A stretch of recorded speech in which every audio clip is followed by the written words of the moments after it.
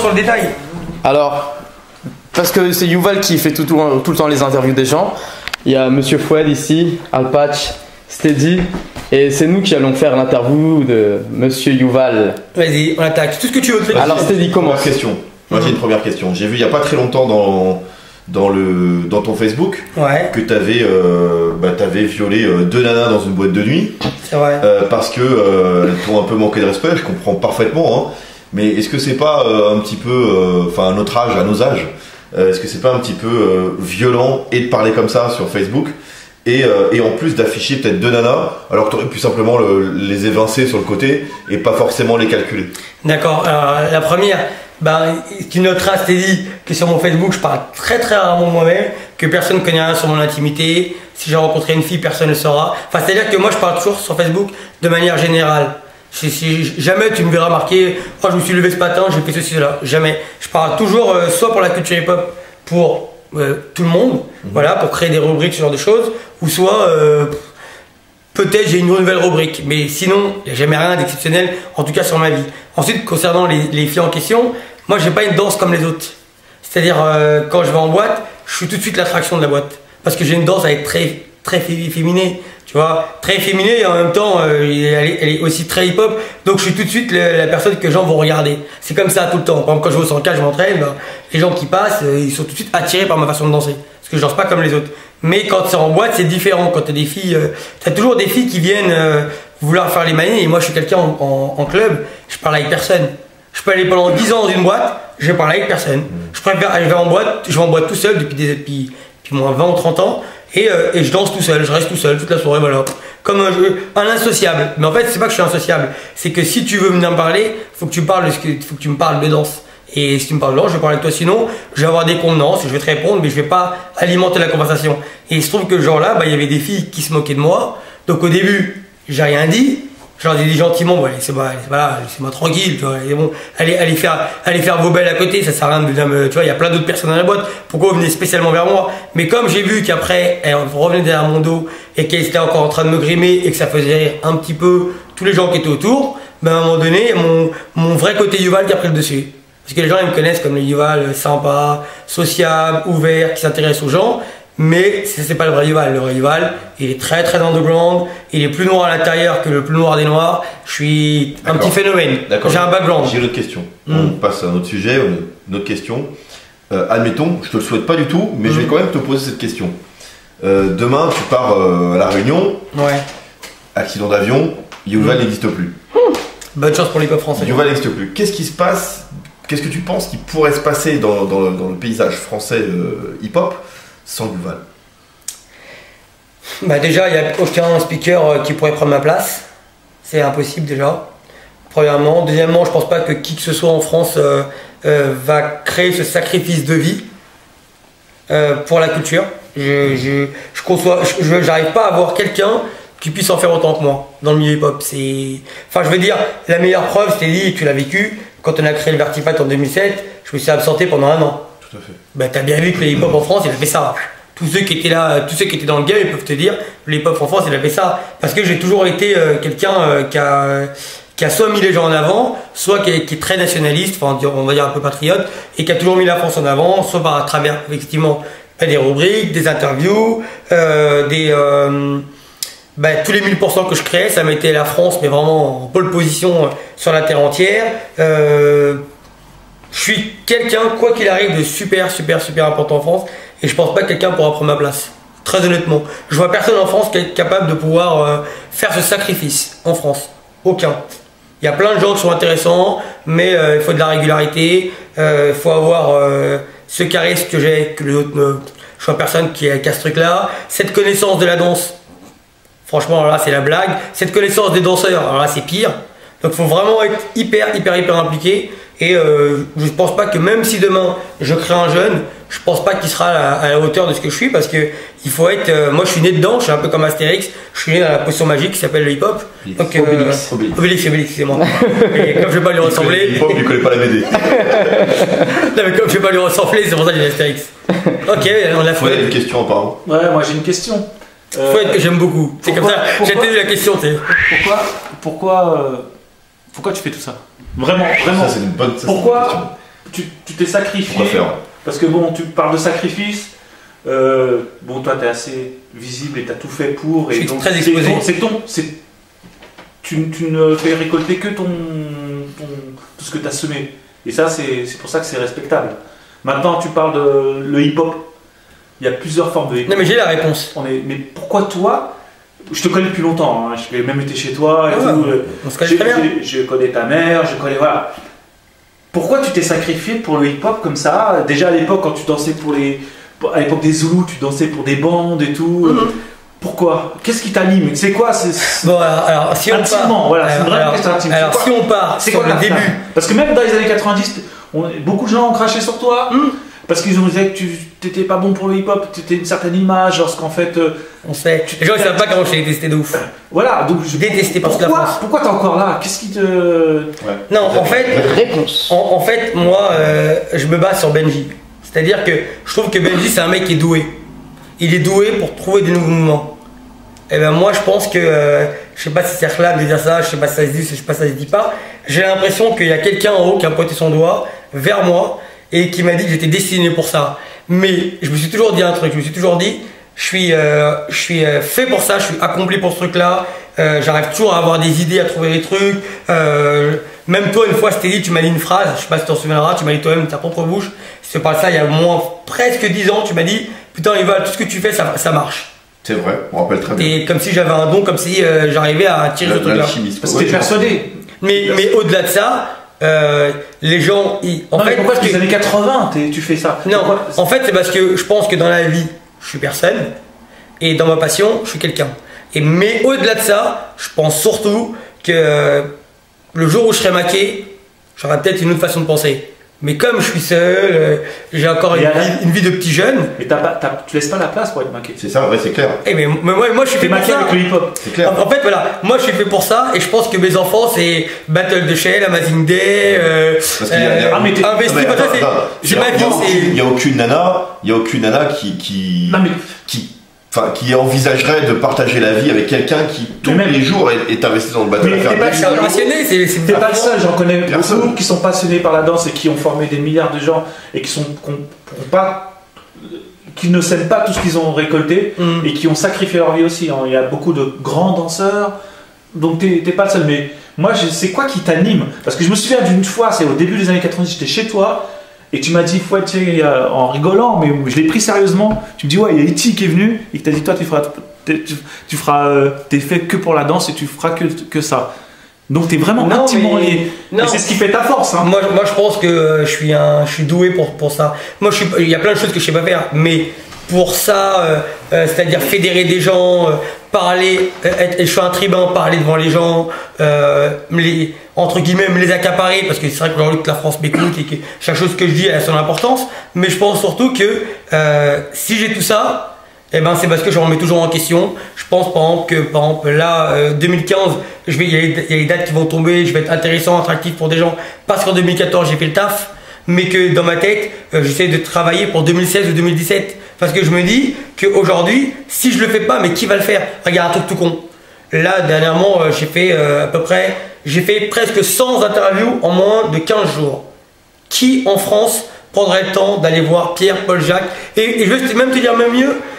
Quand tu regardes bien, quand tu vas voir une personne pour l'interviewer, chaque personne est unique. Il faut connaître d'où il vient, comment il a commencé la danse, des anecdotes sur lui, des polémiques, sa signature au niveau de la danse. Voilà. Mais t'imagines toutes les informations qu'il faut pour chaque personne. Il faut aimer les danseurs. Moi j'aimerais juste arriver sur un point que Fouad à essayer de mettre en exergue, c'est que là, moi je veux plus parler de danse, on va parler du personnage intime, celui qui, comme tu viens de dire à l'instant, n'existe pas dans la vraie vie. C'est quoi ta vie à côté en fait? Ma vie à côté. À part le hip-hop, quand tu fais pas de hip-hop, qu'est-ce que tu fais? Moi j'aimerais que les gens sachent. Qu'est-ce que tu fais à côté? Moi je te connais, on se connaît. Mais qu'est-ce que tu fais à côté du hip-hop? Quand tu ne manges pas hip-hop, quand tu bois pas hip-hop, qu'est-ce que tu fais? Du McDo. Non, en fait, quand je suis pas dans le hip-hop, je suis toujours dans le hip-hop. Il y a un truc tout con. Quand un événement il se termine, moi je suis prestataire pour un événement, donc je suis speaker de l'événement. Une fois que l'événement est terminé, je fais mon petit retour avec l'organisateur en off, tu vois, entre moi et lui. Ensuite, quand je rentre, Bah, je suis encore dans l'hip-hop. Je rentre, je fais les retours de Tu fais l'événement. des vidéos, Je tu fais des fais le vidéos. Je retour travaille des- pendant des années. Bien Je suis sûr. celui qui a posté le plus de vidéos Ah oui. en termes de battle. Le slogan du 1000%, c'est la vidéo le soir même. Hein. Voilà, donc il y a personne qui a posté plus de vidéos que moi. J'ai dû en poster Donc au tu veux moins. dire qu'en fait, t'as pas de vie, Si, j'ai une vie. personnelle. Bah, toute la semaine, je fais ce que je veux. C'est toute la semaine. Alors comment tu occupes tes journées? C'est ça que je dis. Bah, Parle mais- de toi. Et si quelqu'un faisait plus que toi, ça te ferait chier? Non, si quelqu'un faisait plus que moi, Ça te ferait chier? Non, peut-être que je me Parce qu'à chaque fois c'est ça, personne fait ça, personne fait ça. Arrête, on dirait Bourdin. Voilà. Oui, mais si quelqu'un ferait plus que moi je suis un compétiteur dans l'âme. Donc peut-être qu'il me motiverait, mais j'ai personne qui me motive.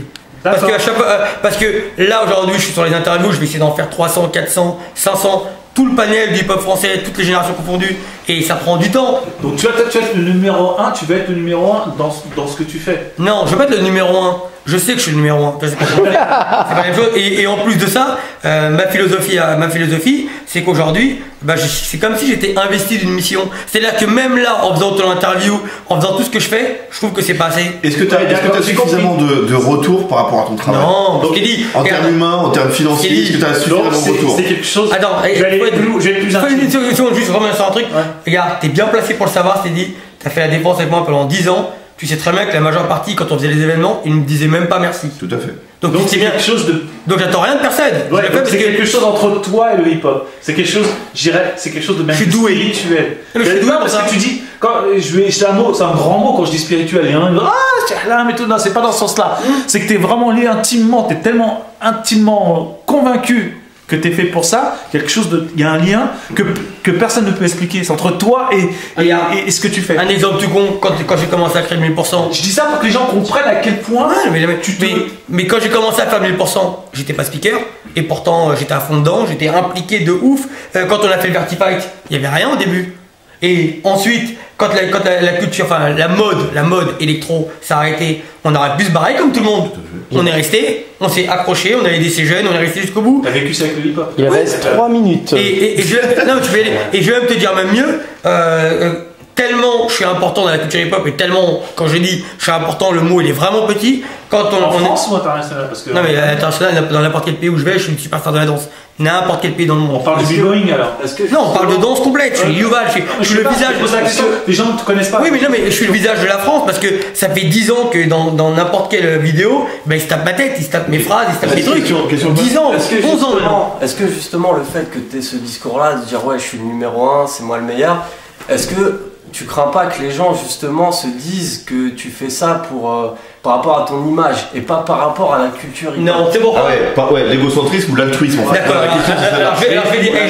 Il en faut pour être numéro Alors, 1. Laissez répondre le. Alors, je vais te dire la témoin. vérité. Je peux être le plus altruiste du monde, c'est-à-dire en faire beaucoup pour les jeunes. Mais si demain je me fais défier, je peux être le plus impopulaire de la France, comme ça, en un claquement de doigts. Et je m'en bats les couilles de ce que les gens vont penser de moi. C'est parce que moi je suis fait pour l'underground, c'est-à-dire c'est vraiment mon truc. Si demain c'est dit, tu m'appelles, tu me dis écoute tu vas, on a une salle tous les dimanches à Nanterre, faut faire des événements gratuits, je vais venir à Nanterre et pendant 1 an, 2 ans, 3 ans, je vais le faire avec toi. Parce que quand on a créé 1000%, c'était pour mettre en avant, pas forcément, il n'y avait personne qui était connu.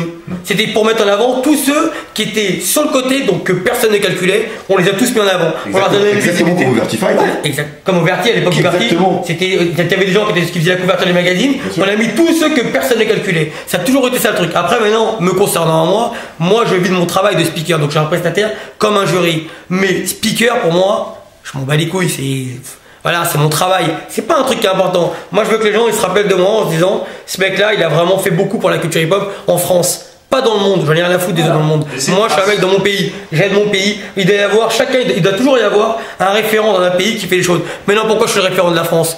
Et parce que, on va pas se mentir, tous les jeux, la France, c'est la plateforme, on va dire, la colonne vertébrale du hip-hop mondial. C'est parce qu'il y a le plus d'événements, il y a des danseurs incroyables en France. On a le plus grand nombre de personnes qui gagnent le plus d'événements dans le monde entier. Beaucoup viennent de la France. Maintenant, c'est qui est dans toutes les vidéos en France? C'est qui est au cœur de toutes les polémiques? C'est qui est toujours au cœur de tout, même si on dit tout et son contraire? Ok. Dernier mot. C'est moi ou c'est pas moi? C'est moi ou c'est pas moi? Soyez honnête. C'est moi, c'est pas moi. Dernier mot pour la population, pour la jeunesse. Vite fait en 10 secondes. Attends. Moi, je veux juste une anecdote. Vas-y, on comprend en deux, Pierre, je On comprends. comprend. Une anecdote Vas-y. de ta vie de danseur ou de speaker, mais une anecdote qui t'a vraiment le plus touché. Une anecdote qui m'a vraiment touché. Ok, je vais t'en raconter une. Battle of the Air 2006, si je dis pas de bêtises. Finale devant entre 8000, enfin 12 000 personnes. Je pense qu'il y avait 12 000 personnes. À l'époque, c'était ça, ou 8 000, voilà plus. Je sais pas si c'est 8 ou 12, bref. Et en finale de cet événement-là, il y avait Fasté contre Fantastic Armada. C'est le plus mauvais battle que j'ai vécu dans ma vie. J'étais sur scène. Et au moment où on a annoncé la victoire, on a annoncé les finalistes, et ben toute la salle est devenue folle. Parce que les gens n'étaient pas contents de la prestation de Fantastic Armada à cause d'une personne de l'époque qui avait filmé le battle Fantastic Armada contre Expresso, il me semble, à l'époque. Et au-delà de la vidéo, bah, il donnait son ressenti. Donc tu connais le genre de personne qui peut être là en train de dire « Oh putain, ils se font fumer », enfin qui parle mal, tu vois. Parce que lui, il voit, alors qu'à cette époque-là, les Coréens c'était des monstres, personne ne voulait tomber contre les Coréens. Même si les Fantastic Armada, ils avaient fait une belle prestation, tu vois, mais c'était la seule vidéo qui était en ligne. Donc ça fait que quand les Fantastic Armada ils se retrouvent en finale ce jour-là, et ben les gens les ont jugés à cause de cette vidéo-là. Pour les gens qui se rappellent ces soirs-là. Et pendant 30 minutes, eh ben, il a fallu que je me batte avec le public pour relancer le battle. Des gens sont montés sur scène pour créer une folie pas possible. D'autres ils lançaient des bouteilles. Et je me rappelle très bien jusqu'à Thomas Battle of the Air qui voulait carrément annuler la finale. Et moi je lui avais dit non, attends. Je vais venir, je vais te la récupérer Battle of the Air. Je vais la faire la finale. Et je me suis battu. Et je l'ai réussi. Fidélité, l'année après, c'est moi qui l'ont verré. Et pourtant, j'ai récupéré l'événement. Parce que c'est ça, c'est un sale moment, je trouve, que j'ai vécu dans ma carrière de speaker. Il y en a eu d'autres. Je peux aussi parler du battle, du World Battle de sa ligue. C'était pas évident non plus. J'ai failli Vislo à cette époque-là. Tu vois, donc il y a eu des moments un peu galères, mais c'est pas ça qui va jouer sur ma foi par rapport à la culture hip-hop. Il y a des bons et des mauvais moments. Le seul truc, c'est qu'il faut toujours avoir des cases, enfin, il faut toujours être un peu en avance. Donc je me dis, si je me rate sur un Battle of the Air en 2006, chacun il donnera sa version comme il veut, mais bon, moi j'étais speaker, hein, j'étais pas juge, je veux pas savoir. Et ben, je savais que la semaine d'après, si j'avais un événement, j'aurais récupéré tout ça. Okay. Parce que j'ai foi en mes capacités et je crois beaucoup en moi. Là c'est en tant que speaker, mais dans ta vie de danseur, tout ça, t'as pas eu de mauvais si, soit meilleur moment, le truc qui t'a vraiment touché. Bah tiens, non, le truc, je dis, ou le truc que j'ai aimé, je t'ai mis la larme à l'œil. Non, quelque chose qui m'a touché, c'est le jour où Fantastic Armada, c'était il y a 2 ans, ils m'ont donné un trophée comme le meilleur speaker au monde. Voilà, un espèce de trophée que j'ai eu. Ça m'a touché parce que je me suis dit, ils me connaissent depuis longtemps. Mais ils n'étaient pas obligés. Tu vois, moi je travaille pour eux. Je suis juste un prestataire de service. Ils sont pas obligés de me donner un quelconque trophée ou quoi que ce soit. Donc ça m'a un petit peu touché. Et très souvent dans les événements, quand à la fin je fais toujours une dédicace à tout le monde, jamais, et ce depuis facilement 8 ans, jamais je me dédicace à moi, jamais je me nomme, jamais je me mets en avant. D'ailleurs jamais je danse dans les battles. Est-ce que ça te blesse lorsque sur internet tu lis des choses très médisantes sur toi, sur ta façon de voir les choses? Tu m'as connu Génération Style de Ouf, hiphop.fr, où tout le monde m'a parlé mal sur moi. Donc aujourd'hui je suis blindé. T'as vu comment c'était difficile à l'époque? Ouais, bien sûr, mais des gens parfois qu'on connaît pas, il n'y a pas de souci. Mais moi je parle de gens qu'on connaît. Non mais après si les gens qui me connaissent ils parlent mal sur moi j'ai qu'une seule solution. Je viens de la même génération que Foued. Cette génération où faut assumer, on est des danseurs. Tu peux avoir le discours le plus fort que tu as envie qu'à partir du moment où tu peux te défendre. On ne te demande pas d'être le plus fort, hein. On te demande le jour où on vient de faire ça, tu te lèves et tu vas au charbon. Et moi je suis un mec comme ça. N'importe qui, n'importe où, ça peut être là maintenant, ça peut être dehors, ça peut être n'importe qui, je me lève et j'y vais. Et c'est pour ça que les gens me respectent. Et c'est pour ça que les gens me respecteront toujours. On s'en fout que je sois fort ou je suis pas fort. Mais par contre, les gens, ils respectent les mecs qui vont au charbon. Et moi, je suis un mec, voilà, de cette génération. Tu manques de respect dans la danse. Je suis dedans depuis 82. Personne ne peut me manquer de respect. Ça fait trop d'années que je suis dedans. Et je suis beaucoup trop impliqué pour qu'on puisse un jour venir vers moi et me manquer de respect. Déjà parce que j'ai un certain âge. Et deuxièmement, parce que vu mon implication, t'as même pas le droit de dire un mot. Ou sinon, prouve-moi que tu fais mieux. Parce que sinon, c'est facile. Tout le monde peut critiquer tout le monde. Mais à ce moment-là, il faut aussi prouver que toi-même, tu es capable de faire les choses. Bah sinon, moi, je peux démonter toute la terre. Je connais tout sur tout le monde. Je connais plein de dossiers secrets sur tout le monde. Mais c'est pas le but. Le but, c'est de se dire à un moment donné, si un mec qui parle mal, la seule réponse que je peux lui donner, t'es pas content, viens dans un événement, viens me chercher dans n'importe quel événement. Je suis un speaker, mais je suis aussi un danseur. Et il n'y a jamais un mec dans toute ma vie de danseur qui me manquera de respect. Jamais. C'est impossible. Et pour quelle raison tu as commencé la danse? Bah, j'ai commencé la danse parce que À la base, bah, déjà parce que moi je viens d'Israël, donc je parlais pas français, donc il fallait que je m'acclimate. Donc le sport à l'école que je faisais, bah, c'était le foot. En plus, quand j'étais à l'école, ben, celle qui jouait, enfin, la personne qui était la plus forte, c'était une fille, donc c'était un peu handicapant pour nous tous. Donc il faisait le ballon. C'était un peu difficile.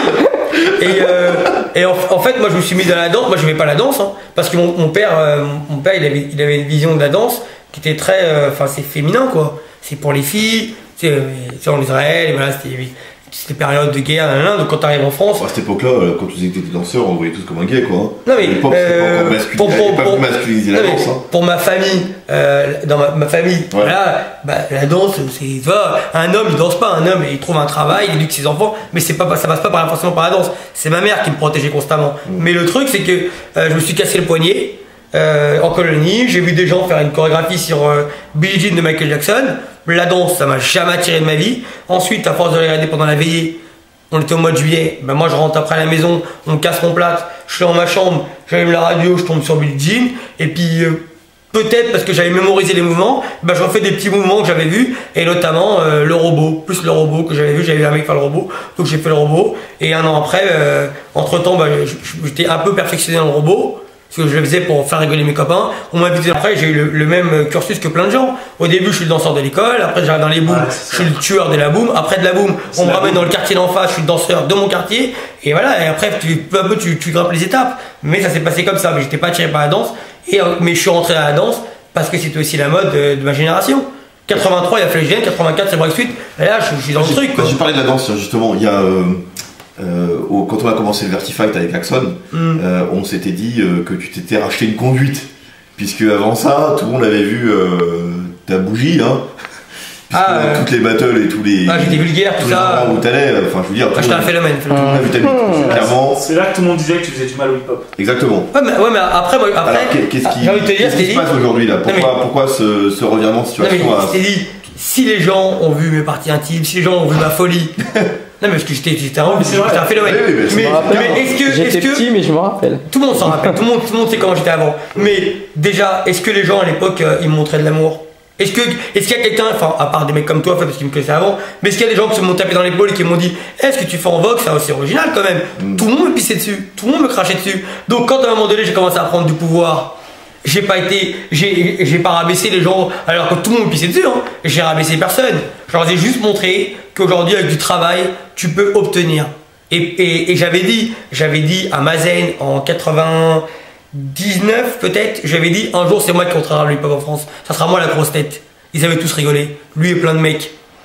Okay. Plus personne peut rigoler aujourd'hui parce que je suis omniprésent et je trouve même que j'en fais pas assez. Si j'ai la vérité, je trouve que je devrais en faire beaucoup plus. J'ai fait 100 interviews, c'est pas assez, j'aurais dû en faire 200, 300 pour mettre tout le monde en avant. Qu'est-ce qui, dans la danse, en tant que danseur, quelles sont les personnes, hip-hop ou non, qui t'ont influencé? Bah Kenzie, parce que la première fois que j'ai vu faire un mec faire automate, c'est Kenzie le premier que j'ai vu, il m'a rien appris. Ensuite. Ouais, mais en le regardant, t'as appris. Oui, mais en même temps. Kenzie, ce qu'ils étaient là au secteur. Ouais, Ministère Amer. En 82. Mais il m'a pas appris, en fait, j'ai juste regardé quelqu'un danser. C'est comme ça qu'on apprenait. Voilà. C'est pas lui qui est venu pour m'instruire. Non, c'était pas voilà. Donc lui, c'est le premier que j'ai vu dans ma vie. Ensuite, par la suite. J'étais un peu tout seul. Ensuite, par la suite, j'étais un petit peu avec un mec qui s'appelle Luger. Oui, mais il m'apprenait pas à danser. J'étais déjà très très fort quand il m'a connu. J'étais déjà un tueur, j'étais fier de tout le monde. J'étais fier de tout le monde. Moi, j'étais un mec, j'étais un chien fou. Tu me ramenais contre n'importe qui, j'y allais tout de suite. J'avais le truc. C'est pour ça qu'après, quand je me suis occupé de Benji, oui, je l'ai rendu comme moi. Peur de personne. À chaque fois, toujours que tu portes tes couilles. C'est ça la culture hip-hop. Parce que moi, on m'a fait grandir dans un univers où il n'y avait pas d'amour dans l'hip-hop. Il fallait soit que je sois protégé par des gens, peut-être parce que j'avais pas. Parce qu'il faut quand même rappeler aux jeunes que quand ça a commencé, c'était vraiment phénomène de bande, quoi. Ouais, il y avait beaucoup de phénomènes de bande. Tu devais être protégé pour aller danser, sinon c'était la bagarre directe derrière. Hein. C'est pas comme aujourd'hui. C'est vraiment. Aujourd'hui, c'est un salon de paix. Il y avait une ambiance bien plus électrique que celle-là. Avant, non. Mais à partir de 86, à partir de 86, c'était la dépouille, les solos. Donc ça, c'était encore autre chose. C'est pas les pionniers, les premiers. Non, c'est parti. Et de là, même moi, j'étais cette génération. C'est vrai que il fallait connaître des gens. Moi, je travaillais sur la foire du trône. Si tu connaissais pas le chef de la telle bande, bah tu passais pas dans la. Et moi, je connaissais tous les chefs de bande. parce que je dansais dans les événements et j'étais un peu le chouchou de beaucoup de gens. Tu vois, c'était un peu des mecs qui me protégeaient. Donc j'étais un mercenaire, on mettait des couleurs sur le dos, j'arrivais au Trocadéro, j'avais 200 mecs en face de moi, 200 derrière moi, et moi je dansais contre le danseur du groupe en face. Et donc, tu as commencé la danse à quel âge? J'ai commencé en 82, Oui, j'avais 11 ans par là. 11 ans. 11 ans, mais je dansais à partir de 83, j'étais déjà fort en automate, mais à partir de 84, quand je suis rentré dans le Smurf, ben, j'avais déjà un petit truc. Et dès 85, j'étais déjà un monstre. Je défiais tout le monde. Vraiment, et tu pouvais me ramener n'importe qui, j'y allais quoi. J'avais le truc. Comme si j'avais besoin de prouver quelque chose. Donc je défiais tout le temps les gens. Et savais que c'est pas par hasard si c'est moi qui ai créé 1000% en France. Personne n'a fait à ma place. Tu vois, si c'est moi qui l'ai fait, c'est parce que j'ai une certaine mentalité. Voilà, c'est une mentalité de guerrier. Voilà, j'ai une mentalité. Je demande pas aux gens d'être comme moi. Hein. Non. Parce que en dehors, je suis un gentil. Hein. En dehors, moi, je suis très agréable, je suis sympa. Y a rien à redire. Mais dans la danse, je pense qu'il faut montrer. C'est une carapace. Voilà, faut montrer un caractère. Faut montrer que tu contrôles ton truc sans écraser les gens. Moi, je crase personne, je m'en fous. Aujourd'hui, des fois, quand je fais mes conférences, t'as des gens qui veulent jouer un peu les malins. Mais j'ai un background, j'ai fait trop de choses dans ma vie. Aujourd'hui, tu peux à peine m'effleurer. Bon. Parce que je suis beaucoup exposé quand même. Tu sais, je suis toujours au cœur de toutes les polémiques, même quand j'ai rien à voir. Mais il y a une chose, parce que en même temps c'est ton interview, mais il y a un petit débat. On n'est pas tous d'accord avec toi. Moi, premier, je te connais depuis 30 ans. On n'est pas tous d'accord parce que tu as vécu les choses à ta manière et d'autres. Moi, j'ai pas cette mentalité de guerrier. Donc voilà. Donc ce qu'il faut comprendre, c'est que ta vérité n'est pas forcément la vérité des autres. C'est la mienne. Voilà. Mais la manière dont tu le dis, on dit que c'est. Tout le monde croit que c'est la vérité, la grande vérité. Donc les gens comprennent. Moi, je te connais, donc je sais ce que tu veux dire. Mais ceux qui ne te connaissent pas, ils comprennent pas intimement. Ils te connaissent pas intimement. Alors la réponse c'est chacun doit mettre de l'eau dans son moulin, c'est-à-dire que chacun à un moment donné doit colporter sa vision. Si les gens se taisent et les gens préfèrent penser que leur vérité c'est la vérité, eh ben ils ont le droit. Mais moi, je trouve qu'avec les réseaux sociaux, déjà rien que le fait d'être speaker, je peux faire passer 1000 messages, mais je le fais même pas. Henrik, c'est parce que aussi, le fait qu'il soit dans des milliers d'événements, il colporte sa vision beaucoup plus que la tienne ou la mienne. Donc du coup, en fait, pour plein de gens, on peut penser, on peut envisager que le hip-hop, c'est ta vision et il n'y en a pas d'autre. On peut pas déroger la règle. Forcément, les ennemis. Exactement. Non, pas forcément, parce que quand je suis dans les événements, je fais pas de démagogie sur ma philosophie. Je la faisais seulement à l'époque du 1000%, parce que c'était mon événement. Mais sinon, quand je suis speaker dans un battle... Quand tu es speaker dans un battle, tu es Yuval le danseur aussi. Et cette arrogance, tu l'amènes avec toi. Ouais. Mais tu t'en rends pas compte parce que c'est toi. Oui, mais intimement, les gens qui te connaissent, ils savent comment tu es. Mais quand ils te connaissent pas intimement, voilà, et cette arrogance, ça prend pas dessus. Mais alors comment t'expliques qu'au début, quand j'ai commencé à être speaker, j'étais le mec le plus vulgaire du monde. J'étais vulgaire, mais un truc de ouf. Je disais que des gros mots toutes les 30 secondes, mais que tout le monde s'arrachait ma personne. Pourquoi? Alors que j'étais un mauvais speaker.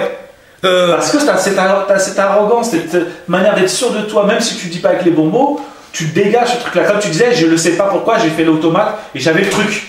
Bah t'as le truc en tant que speaker. Et ça, même ceux qui ne peuvent pas te piffrer, ils le reconnaissent. Moi, je veux juste que les gens qui ne peuvent pas me piffrer, ils sachent une chose. Si vous avez un vrai problème avec moi, on est des danseurs, venez me chercher dans n'importe quel événement. On a passé l'âge. Non mais non, moi j'ai l'âge de danser. Je suis encore capable de danser. Je suis encore capable de me défendre. Je suis encore n'importe qui, un jeune, un ancien, n'importe quelle génération. S'il y a un problème avec moi je suis un danseur. Venez me chercher et on verra si je suis à la hauteur de mes propos. C'est impossible que je dise non. C'est pas ma personnalité, c'est pas mon tempérament. J'ai pas grandi avec cette mentalité à dire je suis même pas un mec qui est dans la réflexion. Je suis dans l'action. On vient me chercher, je me lève et j'y vais. Sinon, c'est moi-même qui me vire de mon propre groupe, pour te dire. Ouais, j'ai une question. On va aller un peu dans mon domaine. Il y a beaucoup de questions, de débats par rapport au milieu du DJing, donc dans les battles. Je voudrais avoir ton avis sur la question. Et une autre question, est-ce que tu penses qu'il y a un lobbying autour des DJ, sur les gros événements notamment? Bon, la question, elle est belle. Moi je pense qu'il y a un lobbying dans le hip-hop, notamment quand tu regardes le G8 du hip-hop, notamment tous les gros organisateurs de tous les événements, voilà, UK, R16, IBE, tout ça, c'est ce qu'on appelle le G8 du hip-hop. Maintenant, le DJ qui est constamment employé par ces gens-là, 9 fois sur 7, il y en a 2, c'est Skem Richard et c'est DJ Renegade qui peuvent faire partie de ce lobby pour beaucoup de gens. En tout cas, c'est ce que je dis beaucoup sur les forums. Maintenant, par rapport au DJ, c'est-à-dire tu parles par rapport à la musique ou tu parles, au... Qu'est-ce que toi tu penses des Moi, je pense DJs que...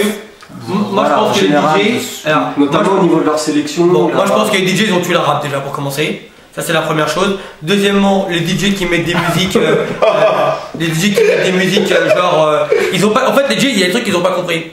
Ils ont pas compris qu'en fait quand tu fais un événement, t'es dans un divertissement, t'es pas dans une culture hip-hop, c'est pas vrai. Sinon tu fais des jams. Et le problème c'est que des fois ils mettent des sélections, ils comprennent pas que les musiques qu'ils mettent, c'est pas des musiques où le public il bouge la tête.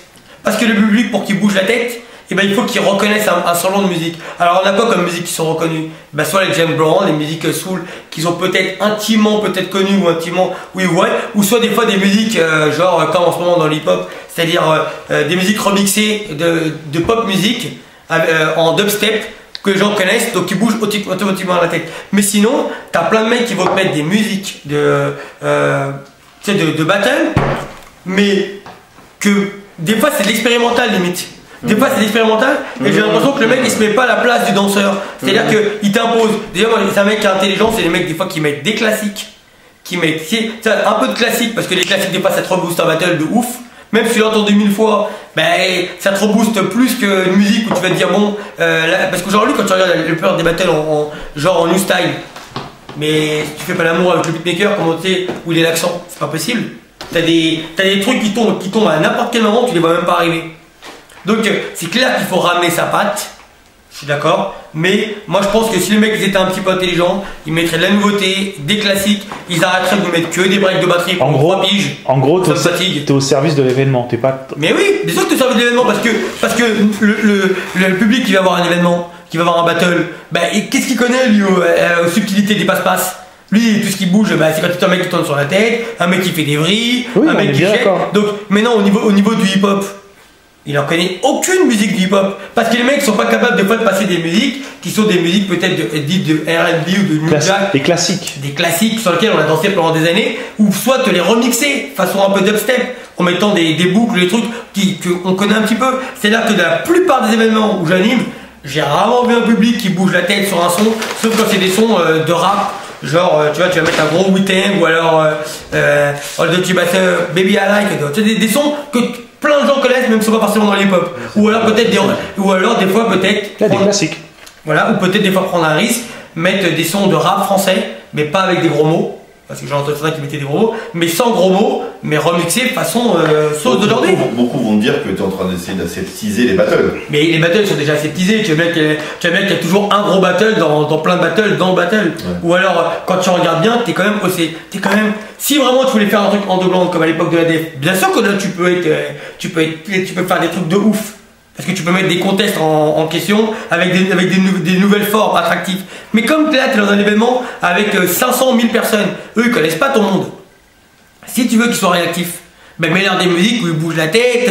Est-ce que les danseurs vont pas faire la gueule quoi? Si tu vois. Mais les danseurs ils font toujours la gueule par rapport aux DJ. Ils sont jamais contents. Et il y a même des danseurs qui se permettent de venir. Et les deux choses qui me gênent, par exemple chez les jurys, c'est les jurys qui viennent et qui disent à un DJ, tu peux me passer ce son là pendant ma démo. Mais attends mec, je suis désolé, tu vas juger des gens qui vont tomber sur des musiques qu'ils ne savent même pas sur quoi ils vont tomber. Et toi tu te permets de préparer ta démo. Donc déjà ça c'est gênant. Et la deuxième, t'as pas mal de mecs qui vont venir vers les DJ, qui vont dire au DJ, ouais, tu pourras mettre ce son là ou ce son là pendant notre battle. Ouais. Pendant notre battle, c'est vrai. Il y a beaucoup de choses tu vois, qui sont dans la variété. Moi je pourrais raconter pour toi, le jury qui fait sa démo, on va revenir sur ce sujet, qui fait la démo sur une musique déjà, qui font leur petit spectacle, parce que c'est un petit show du coup, ouais. C'est dérangeant. Non, moi ça me dérange parce que ces gens-là ils vont demander à des jeunes d'aller au maximum de leur capacité, de pouvoir se placer sur la musique. Sur des musiques qu'ils connaissent pas. Voilà, sur des sons sur lesquels ils savent même pas sur quoi ils vont tomber. Bon. Donc ils vont leur demander. Moi personnellement je suis d'accord avec toi parce que moi-même le peu de fois où je suis jury, je ramène pas de son. Non plus. La fois que tu étais là, on a mis un son. Mais moi, à chaque fois. DJ Bironex a mis un son et Manu, Mousse et moi, on a dansé sur le même son. Voilà. C'est ça, mais on est des danseurs. Tu mets moi quand je sais pas, je jurais, le mec me dit je te mets quoi comme son, mets tout ce que tu veux. Des fois je lui dis bon mets-moi un son genre de b-boy. Mais je lui dis pas quel son. Donc on revient au DJ. Le DJ est très important quand même. Mais le DJ il est super important. Parler de la musique. Le DJ il est super important. Qu'est-ce que tu penses de cette nouvelle génération de danseurs qui, j'ai remarqué la dernière fois quand j'ai mixé, j'ai vu des danseurs, des breakers, des b-boys, j'ai mis de la funk, alors qu'on a tous commencé à breaker avec de la funk, ils ne dansaient plus parce qu'ils disaient que c'était une musique de popper. Qu'est-ce que tu penses de cette nouvelle génération de danseurs qui dansent pas forcément sur ces sons-là? Mais parce qu'ils ont été habitués à une certaine forme de musique à travers d'autres DJ bien avant toi. Ils ont des antécédents, donc ils pensent que la vérité c'est ça. Mais la vérité c'est qu'à chaque événement, ils vont toujours tomber sur des nouveaux DJ qui vont essayer d'influer leur touche. Parce que si tout le monde passe les mêmes sons, ben attends, on se fait chier. Donc faut bien que quelques C'est ce qui s'est passé, c'est pour ça que les DJ ils ont commencé à changer des musiques. Oui, mais il faut les mêmes sons. Mais je suis d'accord avec toi, je pense qu'on est tous d'accord qu'il faut remettre aussi quelques classiques pour que les gens. Bien sûr, il faut mettre des classiques. Ouais, mais ça c'est à cause de la SACEM en général. C'est parce non, les mairies qui financent beaucoup de battles d'aujourd'hui. Non, il n'y a pas de... Ayant travaillé pas mal avec les mairies qui financent beaucoup de battles d'aujourd'hui aussi demandent comme un événement, comme un festival, quelle musique vous allez passer. Un DJ en général ne sait pas quelle musique il va passer et donc il va mettre des sons de beatmakers qui font qu'ils n'auront pas de droit SACEM et tout passera tranquillement. Mais je veux dire, aujourd'hui les battles c'est pas non plus YouTube. Ils n'ont pas un truc allégorie qui récupère les musiques. Moi je pense plutôt qu'aujourd'hui la plupart des DJ, chacun écoute un petit peu ce que fait un peu l'autre pour savoir un peu dans quelle direction il faut s'aiguiller parce qu'il y a aussi des tendances de musique. Parce qu'aujourd'hui, un mec qui est intelligent, un DJ qui est intelligent, c'est un mec qui n'a pas la tête dans ses platines, c'est un mec qui sait regarder le battle et qui sait des fois, même s'il a programmé un truc, peut-être avoir un déclic, changer la musique, parce qu'il sait peut-être que tel b-boy contre tel b-boy ils vont rentrer et que ces deux b-boys là il faut des power moves, donc il faut peut-être un son peut-être d'une autre, tu vois, il sait s'adapter au battle. Donc c'est un vrai métier. Mais bien sûr que c'est un vrai métier aujourd'hui, c'est ça. D'où on écarte un peu les premiers DJ trop rapidement. Je trouve, parce que je vois beaucoup de battles, les DJ, la plupart je les connais pas tous, et les premiers qui étaient de DJ d'Early Battle, ils mettaient des classiques et ils s'arrangeaient, comme ils connaissaient les danseurs, ils savaient quels sons il fallait mettre pour les power. Mais parce qu'aujourd'hui, DJ, c'est comme danseur, il faut savoir se vendre. T'as plein de DJ aujourd'hui, c'est un peu comme la musique. Les chanteurs des années 70, c'est pas les années 80, donc c'est la même chose dans la danse. T'avais une génération de DJ en 2010, c'est pas les mêmes. Parce qu'aujourd'hui, avec l'outil des réseaux sociaux, il faut savoir se vendre. Donc peut-être envoyer des mixtapes à l'organisateur, montrer que t'es le DJ qui est présent, faire comme il a fait lui pendant des années, aller à la défense et mixer pendant des années gratuitement dans les événements de Blonde. Il l'a fait pendant des années, c'est-à-dire il venait voir son travail pour savoir comment ça fait sur la musique. Il n'y a plus dans de Blonde. Oui, mais je sais pas, je te parle à son époque à lui. Aussi, mais tu peux quand même. Moi, si demain j'étais DJ, je suis sûr que j'aurais récupéré tout le marché. Parce que j'ai confiance en moi. Je sais que j'enverrai plein de mixtapes à plein de DJ. Je sais qu'à chaque fois que je ferai un événement, il y aura souvent DJ Yuval. Je mettrai mon nom toujours en avant. En même temps, Yuval, tu sais très bien que Yuval, je peux te dire une connerie, mais il y a beaucoup d'affinité dans le fait d'avoir un DJ à tel endroit ou tel endroit, non? Mais attention, t'as l'affinité. On veut te voir, DJ. Non mais je comprends bien, c'est un vrai métier. J'ai voulu, mais après c'est un vrai métier. On veut te voir, DJ. Et puis c'est pas assez bien payé, moi je crois même qu'il faut de l'oseille. Non, c'est vrai que partout t'as de l'affinité, parce qu'un battle c'est devenu politisé, c'est-à-dire non seulement au niveau des communes, parce qu'on ne sait pas pour qui on travaille. On travaille pour le Front National, on va savoir, on ne sait jamais à ce niveau-là. Et ensuite, parce que quelque part, chaque organisateur, il emploie les gens qui orbitent autour de lui ou alors les gens qui l'ont fait rêver. C'est la vérité. À chaque fois qu'on regarde les jurys, le speaker ou le DJ, c'est des gens que lui il kiffe. En fait, le mec, il se fait son petit kiff, en réalité. C'est normal. Ce qui est normal, parce que c'est lui qui s'est battu pour avoir ses subventions, c'est lui qui est parti pour défendre son dossier, donc en même temps, tu viens dans son monde. C'est un battle, mais c'est le battle de un tel. Et pour lui, un tel, il a grandi peut-être dans telle ville, et dans telle ville, il a grandi peut-être avec l'image de vidéos de telle ou telle personne, et il s'est dit, j'ai l'argent, je vais me les offrir. Donc voilà. Et comme aujourd'hui, je dis pas qu'on est tous à vendre, mais on est tous sur le marché, et aujourd'hui, on est amené à travailler. Moi, je travaille avec toute la terre. Ok, alors, le hip-hop, en fait, c'est plus une culture, c'est de société de son consommation. Aujourd'hui, le hip-hop, c'est devenu un business. Après, ça reste une culture, mais en France, il n'y a pas de culture hip-hop pour moi. depuis des années. Regarde, tu vois les battles qu'on fait aujourd'hui, je suis désolé, mais ils sont. Moi, je suis pas d'accord. Mais bon, ça c'est. Moi, je suis désolé. C'est une évolution. C'est une évolution. Attends, je veux dire pourquoi il n'y a pas de culture hip-hop. Le mec, il débat. Il va dire que la nouvelle Touran n'est plus une voiture par rapport à la coccinelle qu'il avait. Non, mais j'ai compris que tu étais attaché à tes valeurs, mais moi je te parle, je suis dans les événements. Pour moi, quand je suis dans un événement, il y a dans un battle hip-hop, c'est même pas un battle hip-hop pour moi. Parce que pour moi, un battle hip-hop, déjà il y a des cercles, il n'y a plus de cercles. Ça, c'est la première. Deuxièmement. Dans le CDM, si, il y en a. La pub qui vient de passer. Il s'est fait la coupure pub, lui. D'accord, le 9 novembre, c'est des. J'ai peur que vous avez été fixé pendant ce temps-là. Déjà, il y a ça. Ensuite, nous, à l'époque où nous on était dans la culture hip-hop, on connaissait l'histoire de la culture hip-hop, on connaissait les graffeurs, on connaissait les DJ, on connaissait les rappeurs. On suivait un peu le move, ce qu'on appelle le move. Mais aujourd'hui, les jeunes, ils connaissent. Non, alors, déjà, je t'explique. Un jeune qui fait du pop, il n'a rien à foutre du hip-hop, il n'a rien à foutre du crop, il n'a rien à foutre de la house. Il est dans son monde de popper. Et s'il connaît l'histoire de la danse, il connaît l'histoire de la danse, de sa danse. Pas l'histoire du crump, il va pas dire qu'il y a trois créateurs du crump, il va jamais dire qui a inventé le lock et de quelle manière ça s'est fait, ou donner la première génération des lockers, il va jamais dire dans le b-boying, ça a été créé à New York, qui a été les premiers b-boys. Moi je peux donner les réponses à toutes ces questions sur toutes les formes de danse, mais parce que j'aime la culture hip-hop. Et même au niveau du graphe, je peux donner les pionniers du graphe, et même au niveau du rap. Mais ce que je veux dire, c'est que les gens ils sont dans la consommation aujourd'hui. Ils savent très bien que s'ils perdent un battle samedi, mais ils restent dimanche. Et puis le battle le samedi, il est déjà oublié par celui de dimanche. Et en plus de ça, entre les deux week-ends, à savoir celui qui fera le plus gros buzz de ce week-end, parce qu'il y a plein d'événements en même temps. Donc il faut savoir que les vidéos que tu vas sortir à partir du lundi, elles vont pouvoir être consommées jusqu'au vendredi, mais dès le samedi d'après, on est déjà sur une autre actualité. Donc ça va très très vite. On est dans une culture qui est une culture de danseurs, j'appelle ça des tampons jetables. C'est comme ça, c'est pas autrement. C'est-à-dire ils viennent, ils dansent. Demain c'est un autre, pour passer à les choses. Il n'y a pas un patrimoine de l'héritage dans la danse. Ils en ont rien à foutre. Il y a plein d'anciens qui sont autour d'eux, ils savent même pas qui c'est. Bon, moi je te connais. Ils s'intéressent même pas eux, je te connais bien, mais tu sais qu'en disant ça, tu craches quand même sur ceux qui te donnent à manger. Non, pourquoi? Bah, c'est tous ces danseurs-là qui participent à des battles qui font qu'on t'appelle pour que tu sois juge. Non, pas forcément. Tous ces danseurs-là qui participent à des battles, ils sont comme nous, c'est-à-dire qu'ils font l'unanimité à un événement, si le prochain il perd, celui d'après il le perd, pour passer à un autre. C'est comme ça, c'est le turnover de la culture hip-hop. Et c'est pour ça que c'est une culture qui est en perpétuelle mutation. Parce que justement, à chaque fois que tu perds, tu vas essayer de trouver des nouvelles phases, essayer d'être de plus en plus génial, essayer de taper ton prochain. Donc tu vas te taper à fond, donc tu vas t'entraîner, tu vas avoir une mentalité de compétiteur en réalité. Mais il y a plein de danseurs que je peux te donner des noms, qui ont été marquants dans l'histoire de la danse, qu'il y a 1 milliard de toute la nouvelle génération. Ils ne savent absolument pas qui c'est. Et je vais même te dire même encore mieux, t'as plein de danseurs à l'époque qui font plein de mouvements et je pense qu'ils les ont inventés. Carrément, c'est la blague. Ils connaissent même pas leur histoire. Tu peux leur donner des noms. Cette culture, elle a 40 ans. Je te dis même pas 30 ans derrière, je te dis juste 10 ans derrière. Ils connaissent même pas les noms. Ils savent même pas qui c'est. Ils découvrent des gens.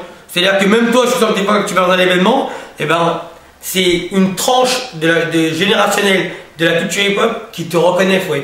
Mais passer un certain âge, oui, non. Moi je fais pas de battle, tout ça de toute manière, mais ils savent pas, mais ils vont pas s'intéresser. C'est ça qui est très grave. Alors que moi, quand j'avais leur âge, j'étais dans la culture hip-hop, je connaissais tous les grands, tout le monde, j'avais savoir qui était qui. Parce que nous, on n'a pas été éduqués avec Internet. Donc on allait chercher les vraies informations. On était moins nombreux. Ouais, mais aujourd'hui avec Google, tu peux tout savoir. Ouais. C'est comme ça que je fais moi quand je suis speaker. Je sais tout sur tout le monde avec Google, je tape le nom. On va finir. J'espère qu'on a posé les questions un peu plus intimes que vous avez l'habitude d'entendre sur YouYou. Voilà, dernier mot pour la génération future. Un conseil, moi, le conseil que j'ai envie de vous dire, je vais essayer de rebondir sur ce qu'il me disait tout à l'heure Fouad. Moi, je pense qu'il vaut mieux avoir un travail plutôt que vivre de la danse. Mais si vous avez les capacités de pouvoir vivre de la danse, si vous sentez qu'il y a des opportunités, il faut les saisir parce que quelque part vous ferez peut-être ce que vous aimez. Mais il y a une chose qu'on ne dit jamais à la danse, c'est le mot désillusion. Des fois on peut facilement tomber de haut et à la fin devenir aigri parce qu'on se dit c'est ça le hip-hop. Mais donc c'est vrai que des fois il faut peut-être mieux avoir. Moi c'est ma philosophie. C'est faire les études. C'était pas un travail, moi je disais. C'est faire les études pour avoir un travail au cas où. Si dans la danse ça ne fonctionne pas. C'est sur ça que toujours moi je dis allez à l'école, voilà, allez passez vos diplômes, allez le plus loin possible, trouvez-vous un travail et dansez par passion. Vous faites des petits battles de temps en temps, c'est très très bien. Mais non, si vous pensez que vous êtes doué, vous avez le feu de Dieu, que vous êtes quelqu'un d'exceptionnel, bah là oui, il faut foncer. Si t'es un mec doué. Attention à l'ego, parce que ça peut vite retomber. Oui. Ouais. Oui. Moi, j'aime pas prendre exemple sur le sport, mais prenez exemple sur les plus grands footballeurs qui existent. Je parle en France, hein, ils ont tous fait sport-études. C'est clair. Sport-études, pas que sport. Mais il y en a beaucoup qui voient à travers la danse aussi une façon, peut-être une ouverture pour pouvoir vivre. Parce qu'aujourd'hui, il y a beaucoup de gens qui sont avec l'intermittence ou alors certaines réussites de certains danseurs, bah, ça devient une belle symbolique pour plein d'autres qui vont arriver. Donc ils disent, bah, si lui est là, moi aussi je peux en être. Mais c'est un peu comme beaucoup de choses, c'est beaucoup d'appelés mais peu de reçus. Donc bon. Donc ça sera le mot de la fin. Le mot de la fin, j'aimerais que demain il y ait des gens qui soient aussi investis. Parce que.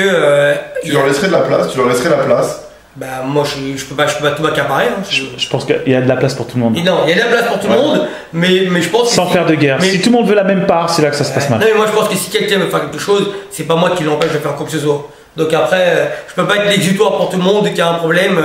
Il s'est cassé un ongle, c'est la faute de Yuval, c'est un peu trop facile. Des fois, il faut peut-être balayer devant sa porte et se dire, faut peut-être se prendre en main. Parce que moi, dernièrement, j'ai sorti des interviews. Mais il y en a 1000 qui auraient pu le faire avant moi, hein. 1000 autres. Hein. Moi j'ai décidé de le faire, 10 jours, allez, j'en ai fait 100. J'étais pas obligé. Mais ce que je veux dire, c'est que ça, c'est pas un truc exceptionnel. Tout le monde peut le faire. Ou tout le monde peut trouver peut-être une autre rubrique à le faire. Mais après, c'est le travail, c'est le sacrifice, c'est aller voir les gens, c'est se renseigner sur les gens. C'est un taf, c'est un vrai travail pour lequel je suis même pas rémunéré d'ailleurs. Parce que si j'étais payé, putain, j'en ferais encore plus. Putain, cette interview. Ouais, ça c'est l'interview plus intime.